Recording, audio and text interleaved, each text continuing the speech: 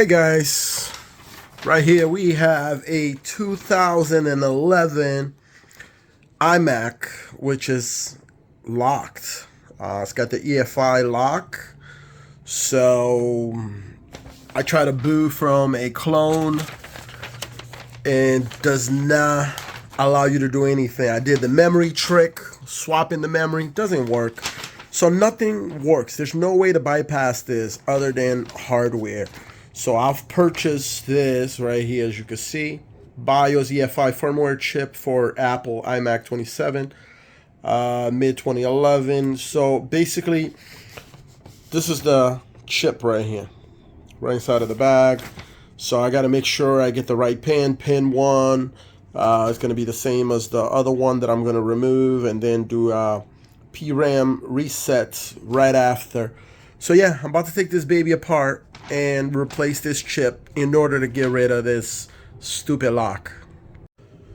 Okay, so looking at the board right here, you can see that's our chip right here, right under that connector. So that's the chip that we need to replace, and the new one that was sent to me is right there. If you can see on the screen, let me put some light on it. That's the chip they send us. The numbers match. So we're gonna go ahead and solder this one and put the other one in. Okay, so here's what I did. I applied some tape. This tape here is gonna protect plastic in this area from getting damaged. That way we could just remove this chip. So I got some flux on the chip, and now I'm gonna go ahead and start using my heat gun. I'm set it at 400, and we will go ahead and remove this chip and then put the new one. Okay, I've completed removal of the old chip and got the new one. Now I'm just going to clean up the mess using a little bit of alcohol, and then we will be ready to test our chip. So a little bit of alcohol in that area and a little brush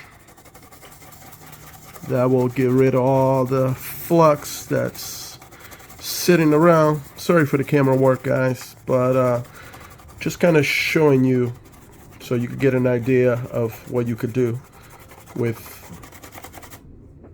your iMac if you have the same issue by putting a new EFI chip. Okay, so I'm gonna put the screen back together and test it.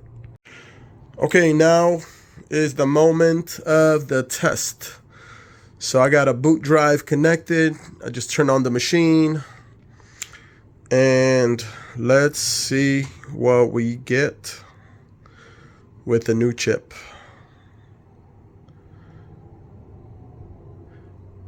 I'm actually supposed to do the PRM reset, so let's power it down and do that first.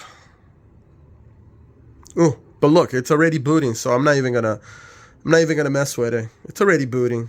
Look at that. So I didn't even have to do that PRAM reset since it's already booting out of my Sierra High clone. So there's a clone that I put together that has the OS in it. But yep, the computer is booting up, so no more EFI lock. Just replacing the chip, this is the old one that has the lock in it. Put it right there. I'm probably gonna throw it out. This thing was very cheap on eBay. I think I paid like 20 or 30 bucks. Actually, probably less. I will put the link of the eBay vendor that I purchased it from, so if anyone needs to get one of these. But yeah, it's booting up. It's a little older machine, so this is expected, but I will be putting an SSD drive on the inside and cloning this to the SSD, so we should have a good operating system after, and it should be able to boot on its own using internal drive instead of the external USB drive. But guys, this is it. I am very happy, and we have succeeded. Look at that. Boom. Beautiful.